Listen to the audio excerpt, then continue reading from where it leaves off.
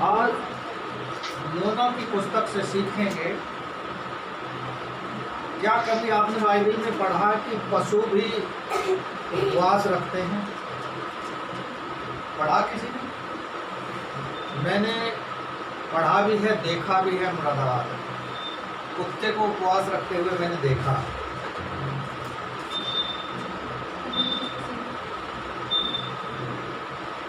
वो ठीक है, लेकिन योना के जीवन के विषय में पढ़ेंगे। हर एक के जीवन में कोई ना कोई बुराई होती है। पौलुस का जीवन हम देखते हैं, क्या बुराई थी? वो मसीह लोगों को सताया करता है। दाऊद के जीवन में भी बुराई थी, उसने परमेश्वर की आज्ञा को तोड़ा और पाप कर दिया। ये जो योना है, इसके जीवन में भी एक कमी थी। क्या कमी थी? कि परमेश्वर ने इसे आज्ञा दी और इसने आज्ञा को तोड़ दिया। लेकिन इसने कुछ कार्य अच्छे किए।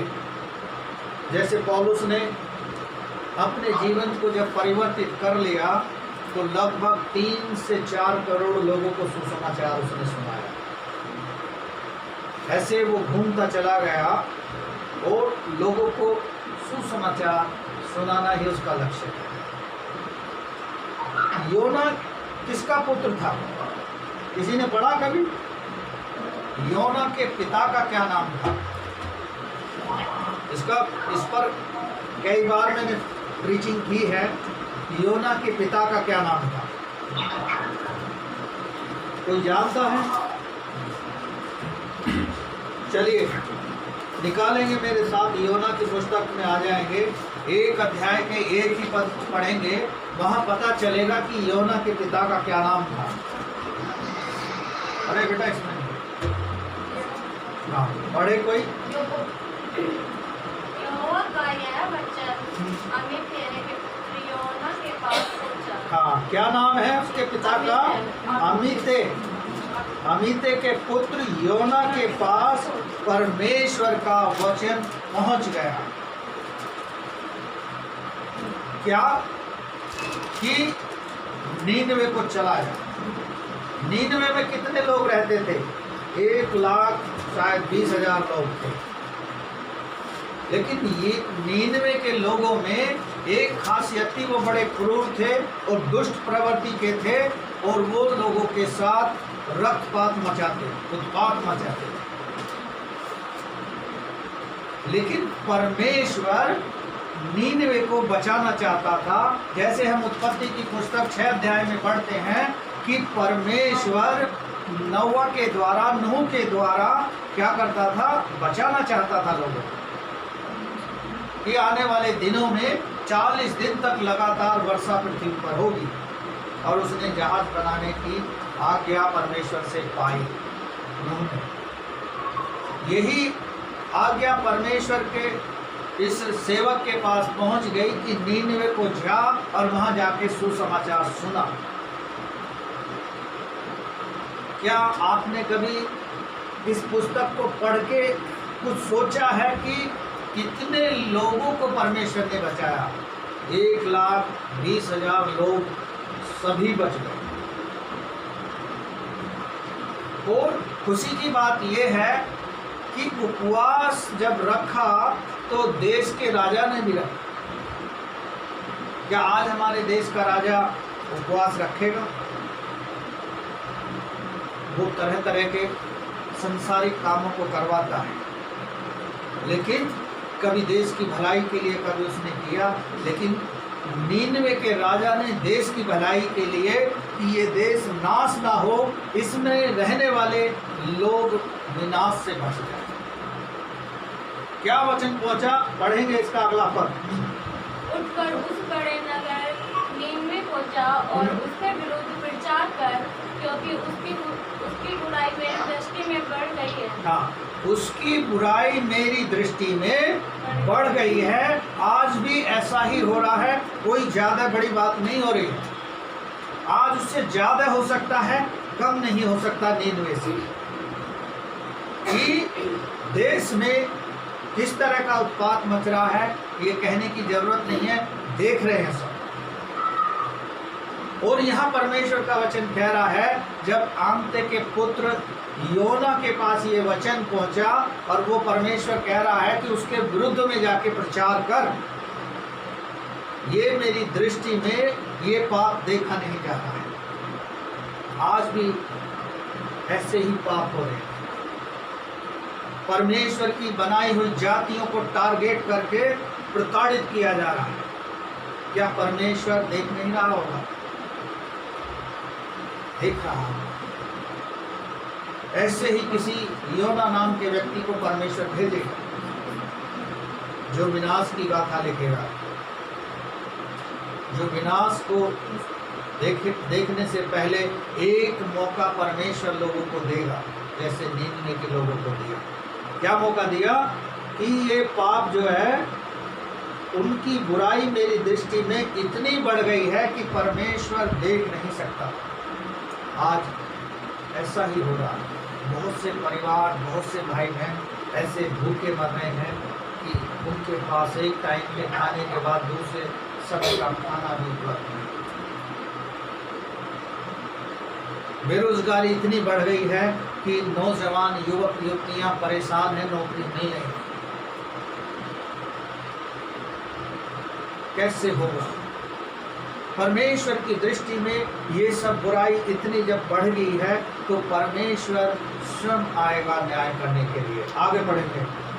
परंतु योना यहोवा के सम्मुख से तर्शीश को भाग जाने के लिए उठा और याफा नगर को जाकर तर्शीश जाने वाला एक जहाज पाया और भाड़ा देकर उस पर चढ़ गया कि उनके साथ यहोवा के सम्मुख से तर्शीश को चला जाए।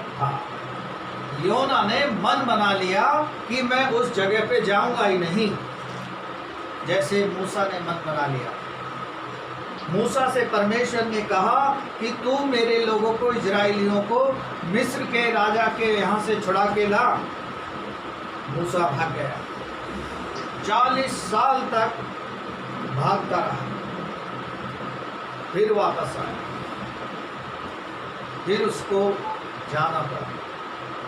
ये भी भाग गया। क्या इसे पता था कि जहां मैं जा रहा हूं वहां के लोग कैसे हैं? ये सब कुछ जानता था। ये बुद्धिमान व्यक्ति, परमेश्वर का आत्मा इसको चलाता है। जो आत्मा आज आपको और हमको चला रहा है, जो यीशु मसीह को चलाता था, जो अपने सेवकों को चला रहा है, वही आत्मा योना के जीवन में काम कर रहा है और विरुद्ध में कर रहा है। क्या परमेश्वर हमारे भी अंदर जो आत्मा कार्य करता है वो विरुद्ध में करता है? पौलुस क्या कहता है इसके लिए? मैं रात दिन अपने आप को मारता और कूटता हूं, यानी आत्मिक युद्ध करता हूं संसारिक चीजों से। योना तर्सीश के जहाज में भाड़ा देकर बैठ गया। वो भूल गया, जैसे आप और हम भूल जाते हैं। ये भूल गया कि जिस परमेश्वर का वचन मेरे पास पहुंचा है, जिस परमेश्वर ने मुझे आज्ञा दी है, वो मुझे देख रहा है। जैसे मूसा को परमेश्वर देखता था। मूसा को एक स्पेशल अथॉरिटी परमेश्वर ने दी थी। तू इजराइलियों के लिए परमेश्वर सा ठहरेगा।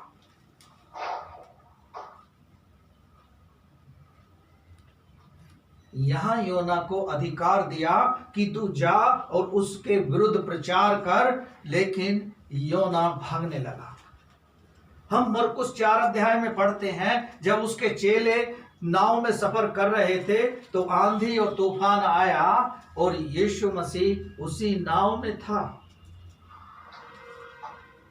चेले तो 24 आवर्स यीशु मसीह के साथ रहते थे। आप और हम तो लगभग 2 या 3 घंटे परमेश्वर के साथ रहते हैं। 2 घंटे संडे के मान लो, बीच में 1-2 घंटे बीच में डेली प्रार्थना कर लेते हैं।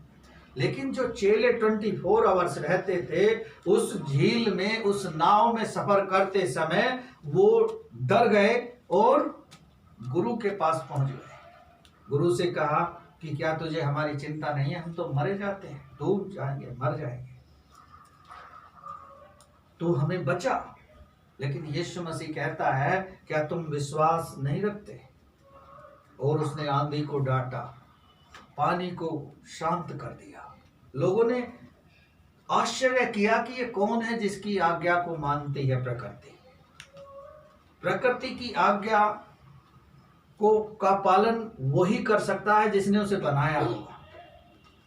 आज माता पिता अपने बच्चे को आज्ञा देते हैं, बच्चे इसलिए आज्ञा का पालन करते हैं क्योंकि वो माता पिता से जुड़े हैं, माता पिता के द्वारा इस संसार में वो आए हैं।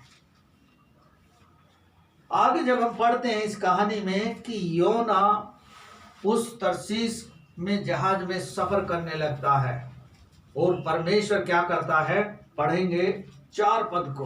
तभी यहोवा ने समुद्र में एक प्रचंड आंधी चलाई और समुद्र में बड़ी आंधी उठी, यहाँ तक कि जहाज टूटने पर था।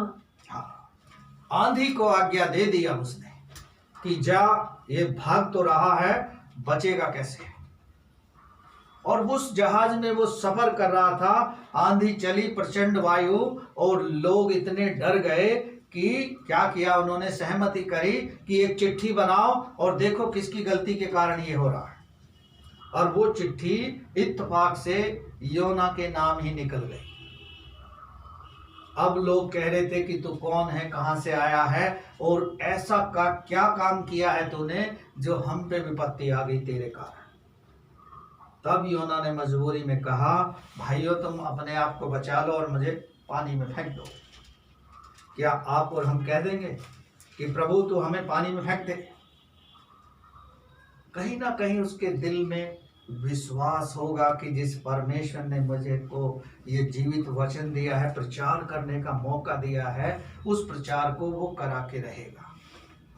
पौलुस को भी ये यकीन परमेश्वर ने दिला दिया था कि एक सपन देखा, जब हम उसमें प्रेरितों के काम में पढ़ते हैं 26 अध्याय से शुरू करते हैं, वहां लिखा है कि जिस टापू में उनका जहाज टुकड़े टुकड़े हो गया था, तब परमेश्वर ने उसको, पौलुस को दर्शन देके कहा कि तुम में से कोई भी नहीं मरेगा और निश्चय तुम राजा के सामने खड़े होगे। वो लोग भी डर गए थे। पौलुस को परमेश्वर ने विश्वास दिला दिया था, लेकिन इस योना को कहीं ना कहीं तो विश्वास होगा, तभी तो उसने लोगों को कहा कि भाई तुम अपने आप को बचाओ और मुझे समुद्र में डाल दो। और समुद्र में उसको उन लोगों ने उठा के फेंक दिया। तब परमेश्वर ने क्या किया, आज्ञा दी एक बड़े मगरमच्छ को। दूसरे अध्याय में आ जाएंगे। मगरमच्छ को आज्ञा दी, क्या दी कि मेरे दास योना को साबुत निगल जा, और वो उसको निगल गया। मगरमच्छ जो था उसको निगल गया। पढ़ेंगे, मेरे साथ निकालें, इसी एक अध्याय के 16 पद से 15 से पढ़ें। तब उन्होंने योना को उठाकर समुद्र में फेंक दिया। हाँ। और समुद्र की भयानक लहरें थम गईं। हाँ। तब उन मनुष्यों ने यहोवा का बहुत ही भय माना और उसको भेंट चढ़ाई और मन्नतें मानी। हाँ, 17। यहोवा ने एक बड़ा सा मच्छ ठहराया था कि योना को निगल ले, और योना उस महामच्छ के पेट में 3 दिन और 3 रात पड़ा रहा। 3 दिन 3 रात पड़ा रहा। योना ने ना कुछ खाया ना कुछ पिया, लेकिन मगरमच्छ के पेट में पड़ा रहा। क्या आप और हम इमेजिन करेंगे कि यदि हमें किसी ऐसी बहती नदी में डाल दिया जाए और मगरमच्छ को परमेश्वर आज्ञा दे दे कि उसको निगल ले, क्या हम उम्मीद करेंगे कि बच गए? हमें विश्वास को बना के रखना होगा। योना परमेश्वर का एक अच्छा सेवक था, लेकिन बुराई के कारण, वहां के लोगों की क्रूरता के कारण जिससे परमेश्वर भी परेशान था, वो व्यक्ति भी परेशान होकर भागा। लेकिन वो ये भूल गया कि परमेश्वर ने जो जिम्मेदारी सौंपी है वो उसे पूरी करवा के रहेगा। वैसे ही हम और आप भी भूल जाते हैं। कोई जिम्मेदारी हमको मिल जाए, कोई रिस्पॉन्सिबिलिटी मिल जाए तो हम उससे भागने लगते हैं। लेकिन परमेश्वर जो काम सौंपा है उसे पूरा करवा के रहेगा। 3 दिन 3 रात वो पेट में जिंदा रहा और पेट के अंदर ही पड़ा हुआ योना परमेश्वर से प्रार्थना करने लगा। क्या प्रार्थना करने लगा? पढ़ेंगे दूसरे अध्याय से। तब यहोना ने उसके पेट में से अपने परमेश्वर यहोवा से प्रार्थना करके कहा, मैंने संकट में पड़े हुए यहोवा की दुहाई दी और उसने मेरी सुन ली है। अधोलोक के अंदर में से मैं चिल्ला उठा और तूने मेरी सुन ली। यानी योना ने समझ लिया कि मैं अधोलोक में पहुंच गया हूं और चिल्लाने लगा। यीशु मसीह भी आप और हमारे लिए 3 दिन रहा। कहाँ रहा? वो पाताल लोक में चला गया बंदी आत्माओं को छुड़ाने के लिए। कई लोग सवाल करते हैं कि जब यीशु मसीह को क्रूस पे चढ़ा दिया और उसे कब्र में रख दिया तो यीशु मसीह था कहाँ, जब वो तो खाली थी कब्र था। क्योंकि बंदी आत्माओं को छुड़ाने के लिए यीशु मसीह वहां जाके 3 दिन प्रचार किया। इस योना को देखो जो 3 दिन तक जीवित रहा। फर्क इतना था कि इसे क्रूस पर नहीं चढ़ा गया, इसे क्रूस की मृत्यु नहीं मिली, लेकिन ऐसी मृत्यु इसको मिल गई जो संसारिकता के लिए एक बुरी चीज थी। इसलिए योना 3 दिन मगरमच्छ के पेट में जिंदा रहा और वहीं से चिल्लाने लगा, प्रार्थना करने लगा कि मैं संकट में हूं, तुम मुझे छुड़ा। कभी कभी परमेश्वर आपको और हमको भी ऐसे संकट में डालकर अपने निकट लेकर आना चाहता है ताकि हम अपने रिलेशन में सुधार कर लें। इसका आगे पढ़ेंगे। तूने मुझे गहरी सागर, कोई और दूसरा पढ़े, जल्दी जल्दी पढ़े। तूने मुझे गहरे सागर में समुद्र की था तक डाल दिया और मैं धाराओं के बीच में पड़ा था। तेरी भड़काई हुई सब तरंगे और लहरें मेरे ऊपर से बह गईं। सब तरंगे लहरें मेरे ऊपर से बह गईं। और आगे इसे चैप्टर में आप जाके पढ़ोगे, फिर परमेश्वर ने आज्ञा दी मगरमच्छ को कि जाके इसे नीनवे में पलट दे। जो तर्शीश को भागा जा रहा था उस समुद्र में से मगरमच्छ उसको निकाल कर ले गया और नीनवे के किनारे में ले जाकर पटक दिया। तब काम शुरू होता है परमेश्वर का। आ जाएंगे वापस 3 अध्याय में, पढ़ेंगे पहले पद से।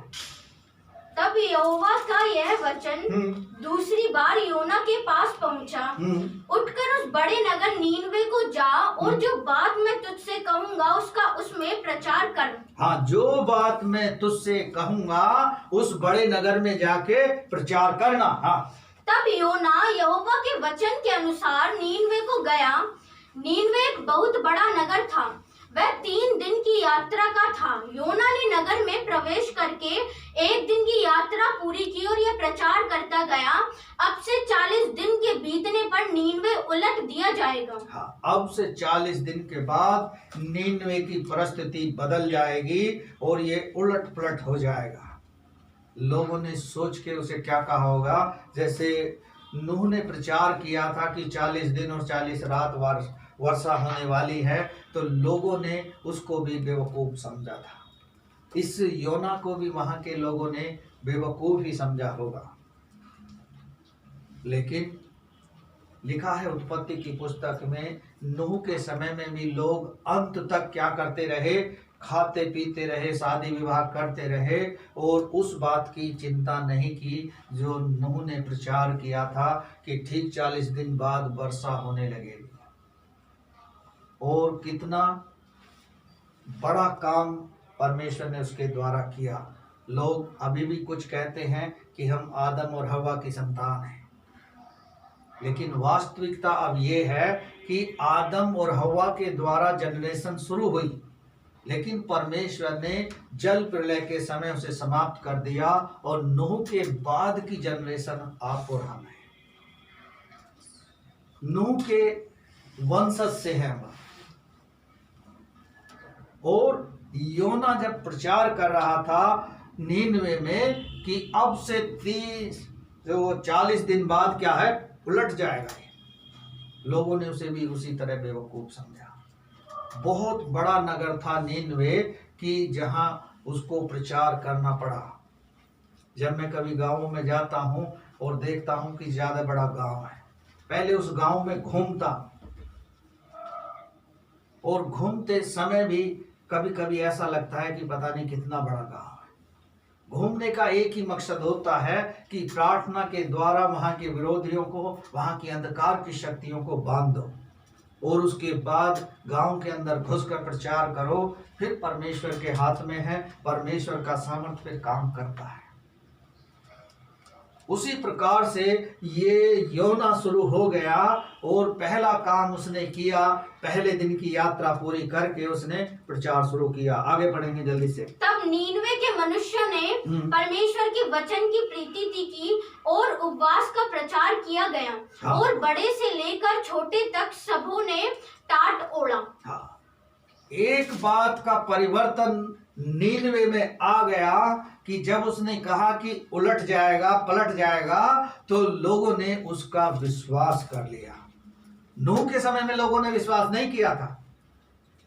आज भी ऐसी आवश्यकता है कि कोई योना जैसा व्यक्ति आए और पूरे वर्ल्ड में प्रचार करे कि जो हो रहा है वो उलट पुलट हो रहा है। और यीशु मसीह के डिसेपल जो थे, जो आज भी जो उसके फॉलोवर हैं और जो भविष्यवक्ता हैं, वो भविष्यवाणी करके बता रहे हैं। एक प्रभु के सेवक बेनीहीन हैं जो अन्य कंट्री से संपर्क रखते हैं, वो कहते हैं कि हम चंद अंतिम घंटों में जी रहे हैं, कब यीशु मसीह आ जाएगा हमें और आपको नहीं पता।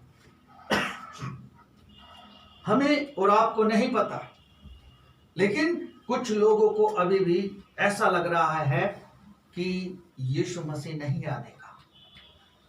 पिछले दिनों कैली से आ गए गांव है नालपुर, वहां एक ऐसा व्यक्ति मिला कि मैं भी काफी दिन परमेश्वर से जुड़ा रहा और मुझे विश्वास है परमेश्वर नहीं आएगा और ये ऐसे ही चलता रहेगा संसार। मैंने कि आपको भ्रम है।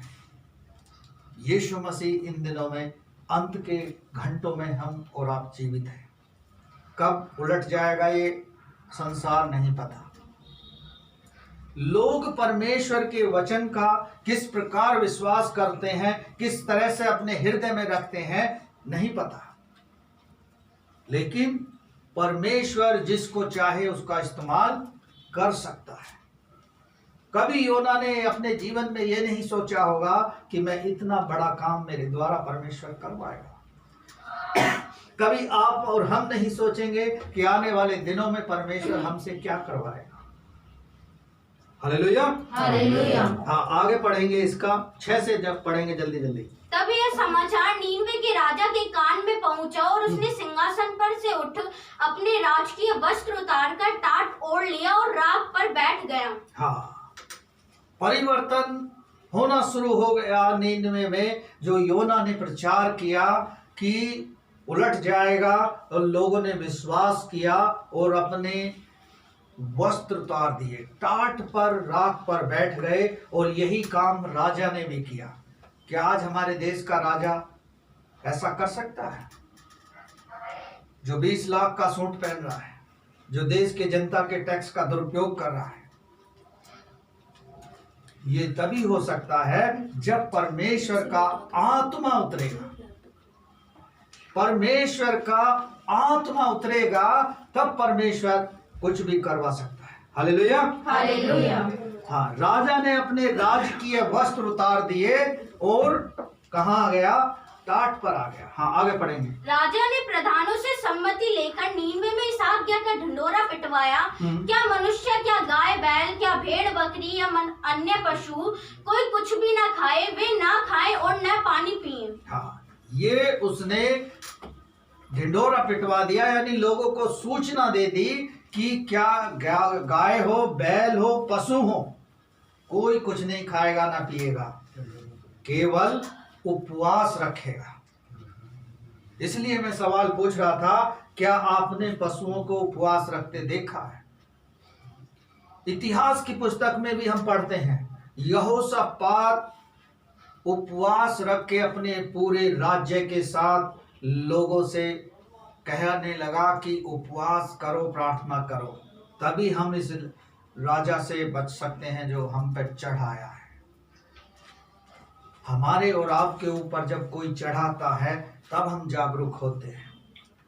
उससे पहले यदि हम जागरूक रहेंगे तो हमारे ऊपर कोई नहीं चढ़ सकता, क्योंकि लूका में लिखा है, जागते रहो, प्रार्थना करते रहो ताकि परीक्षा में ना पड़ो। लेकिन हम परीक्षा में कितनी बार पड़ जाते हैं फिर भी नहीं जागते रहते। लेकिन ये योना परमेश्वर के कार्य की जो रिस्पॉन्सिबिलिटी उसे मिली थी उसे बखूबी निभाने लगा, लेकिन अपनी गलती को सुधारने के बाद। हाँ, आगे पढ़ेंगे। मनुष्य और पशु दोनों टाट ओढ़े और वे परमेश्वर की दुहाई चिल्ला चिल्ला कर दें और अपने कुमार्ग से फिरे और उस उपद्रव से जो वे करते हैं पश्चाताप करें। हाँ, उपद्रव से और अपने कुमार्ग से, अपनी बुराई से, जिससे परमेश्वर ऊब गया था, घृणा करता था। और वचन कहता है, नीति वचन 11 अध्याय को आप पढ़ेंगे कि दुष्ट की युक्ति कभी परमेश्वर सफल नहीं होने देता और धर्मी की पर कोई विपत्ति आने नहीं पाती है, और यदि आती है तो धर्मी को परमेश्वर बचा लेता है और विश्वासघाती को परमेश्वर कभी भी क्षमा नहीं करता है। इसलिए योना के प्रचार का असर हुआ नीनवे राज्य में, और क्या पशु, क्या व्यक्ति, क्या सब लोग टाट पहनकर राख पर बैठ गए और पुकारने लगे परमेश्वर को। हाँ, आगे चलें। संभव है परमेश्वर दया करे और अपनी इच्छा बदल दे और उसका भड़का हुआ कोप शांत हो जाए और हम नष्ट होने से बच जाएं। हाँ, सबको अपने जान की चिंता थी कि हम नष्ट होने से बच जाएं। क्या हमारे देश के राजा को अपने देश की जनता की चिंता है? क्या वो राजकीय वस्त्र उतार कर उपवास पर बैठ सकता है? ये तभी संभव है जब परमेश्वर अपनी सामर्थ को प्रकट करे, और अंत के दिनों में ऐसा होगा, आप लोग देखेंगे। आगे चलें। जब परमेश्वर ने उनके कामों को देखा कि वे कुमार्ग से फिर रहे हैं, तब परमेश्वर ने अपनी इच्छा बदल दी और उनकी जो हानि करने की ठानी थी उसको ना किया। जो हानि परमेश्वर ने ठान कर नीनवे को भेजा था, योना को, वो परमेश्वर ने अपनी इच्छा को बदल दिया। किस लिए? पश्चाताप के द्वारा। परमेश्वर को लगने लगा कि ये लोग रिपेंट कर रहे हैं, पश्चाताप कर रहे हैं और अपने कुमार्ग से, अपने गलतियों से, अपने बुराई के मार्ग से वापस मेरे रास्ते पर आ रहे हैं। लेकिन आज अलग हो रहा है। लोगों को इतना समझाने के बावजूद भी लोग अपने कुमार्ग से वापस नहीं आ रहे। आज भी यहाँ की छोड़ो, किसी भी कलीसियाओं में चले जाओ, कलीसियाएं खाली मिलेंगी। क्यों? क्योंकि लोग अपने अपने कामों में लगे हैं। आज सुबह जब मैं सुबह घूम रहा था, एक बहन का फोन आया, कहने लगी, पास्टर जी दुआ करो, मैं अपनी बेटी को एग्जाम दिलाने ले जा रहा हूँ। मैंने कि कौन हो, कहाँ से बोल रही हो? तो उन्होंने बताया, लेकिन चौंक गई क्योंकि मैं स्टेशन पे घूम रहा था, ट्रेन की आवाज़ आ रही थी। वो कह रहे हैं कि आप दुआ वाले पास्टर ही बोल रहे हो? मैंने कि हाँ वही बोल रहा हूँ। कि कहीं जा रहे हो? मैंने कि आप मेरा छोड़ो, अपना बताओ, अपना काम बताओ क्या है। कि प्रार्थना कर दो, मेरी बेटी एग्जाम देगी। विश्वासी भी परमेश्वर को वक्त पर इस्तेमाल करते हैं। किसके द्वारा? अपनी दिमाग के द्वारा। वो भूल जाते हैं कि परमेश्वर चाहता है रिपेंट, पश्चाताप। क्या हम दिल से पश्चाताप कर रहे हैं? पौलुस के समय को हम देखें तो वहां लोग ऐसा नहीं करते थे। लगातार संगति करना, प्रार्थना करना, वचन को सीखना लगातार होता। उत्पत्ति में भी आपने और हमने पढ़ा है कि आदम और हव्वा से परमेश्वर रोज संगति करता था। आज आवश्यकता है नीनवे की तरह पश्चाताप करने की। हो सकता है परमेश्वर अपनी इच्छा को बदल दे और इस विनाश से इस संसार को रोक दे, लेकिन मनुष्य ने ठान ली है, कोई कितना ही कहे, मुझे तो अपने मार्ग पर ही चलते जाना है, चलते जाना है, नहीं सुनना है किसी की। जैसे आज लोग कान में लीड लगा लेते हैं, चाहे मृत्यु उसका पीछा कर रही हो, चाहे कोई सांड उसका पीछा कर रहा हो, चाहे कोई बाइक वाला पीछा कर रहा हो, उसे नहीं सुनने किसी की। मारता है मार जा, जिंदा रहना चाहता है जिंदा रहने दे, वो अपने मार्ग पर चला जाता है। ऐसी बहुत सारी घटनाएं हैं। लाइनों में जा रहे हैं, लीड लगा रहे हैं, लोग चिल्ला रहे हैं, तो कहाँ सुनेगा? क्योंकि उसने ढक्कन तो बंद कर लिया, आवाज ना मेरे पास तक पहुंच जाए। शैतान कितना चालाक है, हमारे कानों को बंद कर देता है।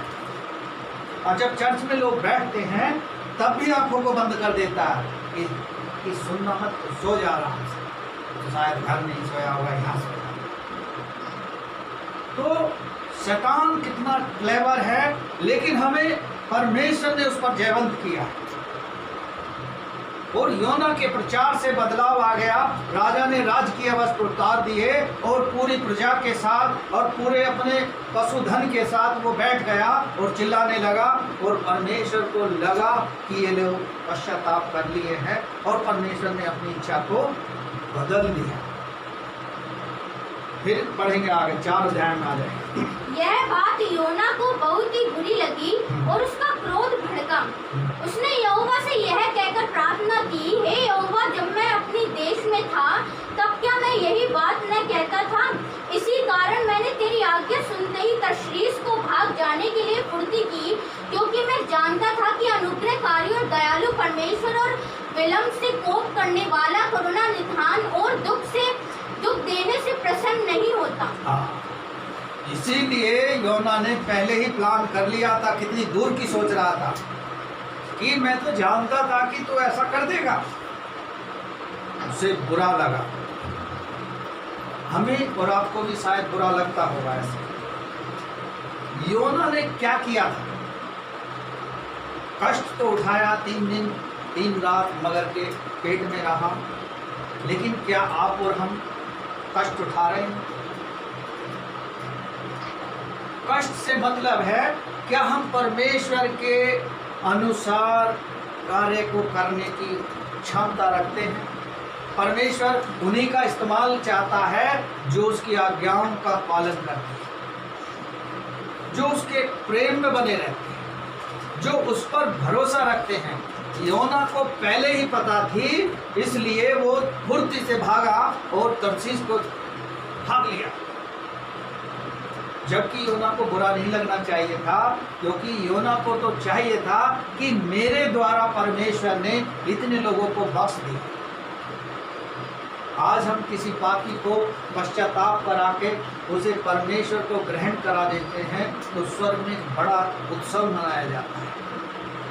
लोग वहाँ आनंद मनाते हैं कि एक संसारिक व्यक्ति संसार को छोड़कर परमेश्वर के राज्य में चलने के लिए कोशिश करने लगा।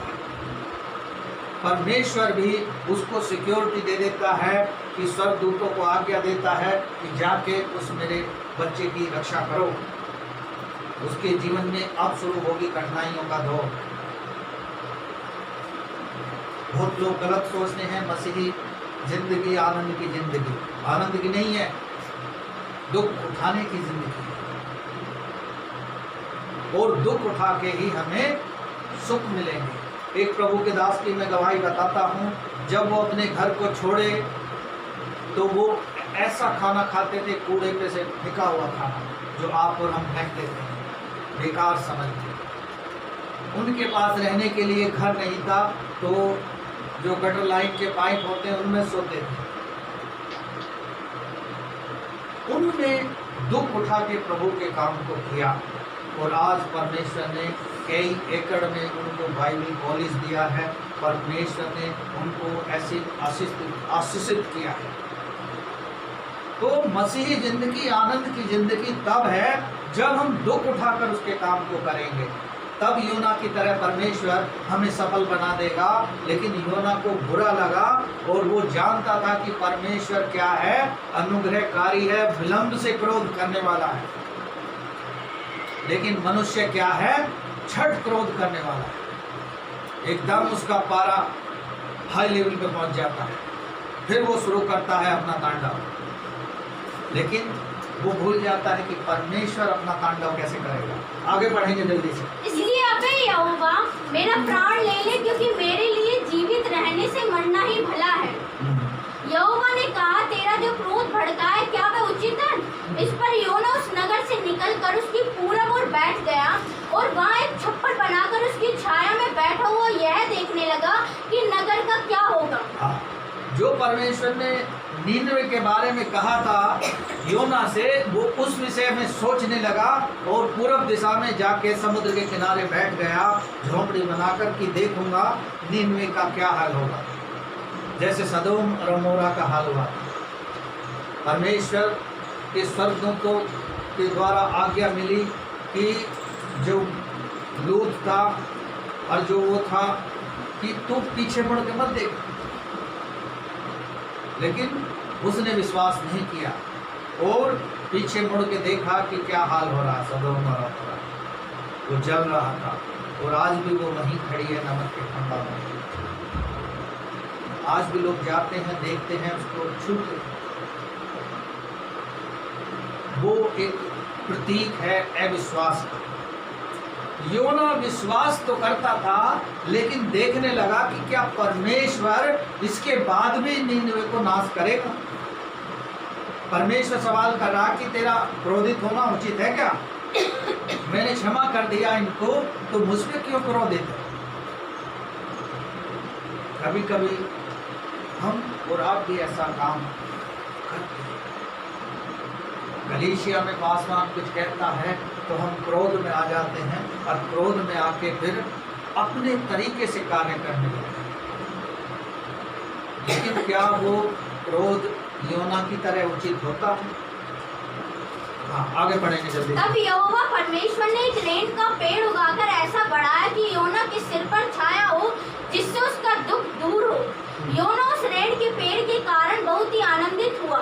सवेरे जब वो फटने लगी, तब परमेश्वर ने एक कीड़े को भेजा, जिसने रेन का पेड़ ऐसा काटा कि वह सूख गया।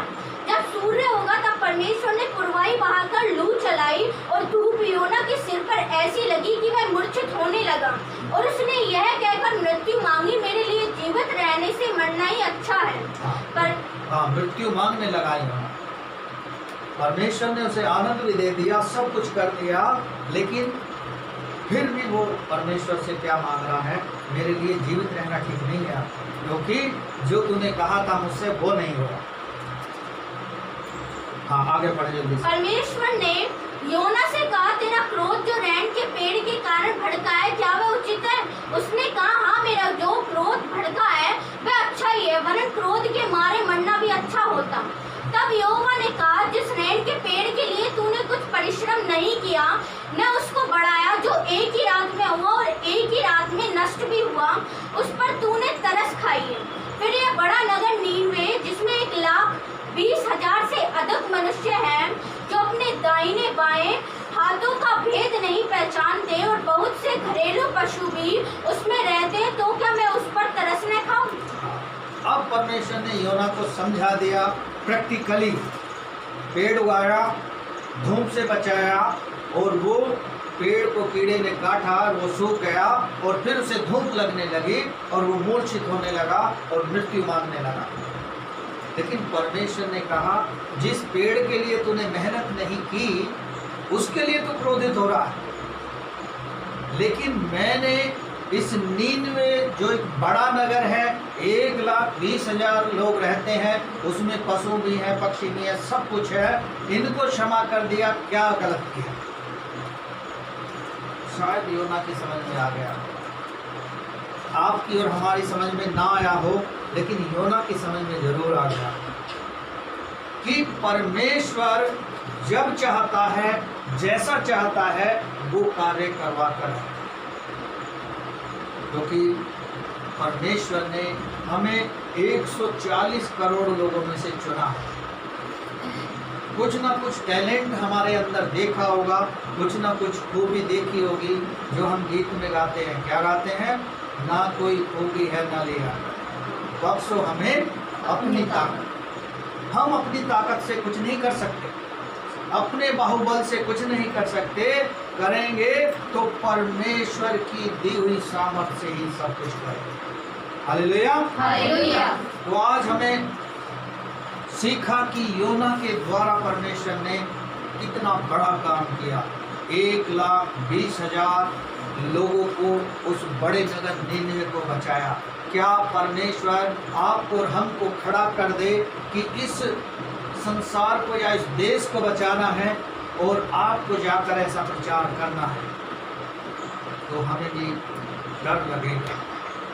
पुलिस प्रशासन का और चंद प्यादों का जो अनाप शनाप काम करते हैं आज्ञा पाकर, क्योंकि वो भक्ति दिखाते हैं, अंधी भक्ति, आँख बंद करके चलने वाला। लेकिन वचन कहता है अंधा अंधे को मार्ग नहीं दिखा सकता। वो क्या करेगा? उसको जहां खुद जा रहा है वहीं लेकर पहुंचेगा। इसलिए परमेश्वर ने हमें ये वचन दिया है और भजन संहिता साफ कहता है, तेरा वचन मेरे मार्ग के लिए क्या काम करेगा? दीपक का काम करेगा। लेकिन कब करेगा? जब हम उसे निरंतर पढ़ते रहे। ये नहीं कि अरे कल को तो टेस्ट है, आज तो देख ही लूँ, 2-4 तो देख ही लूँगा। ऐसे बच्चे एग्जाम में कहते हैं, अरे हिंदी का पेपर आ गया, मुझे तो पता ही नहीं है, अरे चल सब लिख दूंगा, 2-4 देख लेता हूँ, राइटरों के नाम लिख लो। और कुछ तो लोग हाथ पे लिख रहे हैं। सबसे पहले उसी को, एक हमारा मित्र था, वो यहाँ लिख लेता था पोयम। उस समय इंग्लिश की पोयम आती थी 8 नंबर की या 5 नंबर की, वो सबसे पहले यहाँ लिखता था। मैं उससे कहता था, मैंने कि यदि ये पोयम पेपर में आई हुई हो तो कह रहा ऐसे ही लिख दूंगा, कौन देखता है, क्योंकि चेक करने वाले ब्लाइंड होते हैं, ऐसे ही नंबर देते हैं, क्योंकि उन्हें पैसा मिलता है। तो आप और हम कब जागेंगे हमें नहीं पता, लेकिन परमेश्वर का आत्मा हमें जगाने के लिए देगा। Hallelujah, hallelujah. हम और आप योना की तरह काम कर सकते हैं। परमेश्वर का धन्यवाद हो।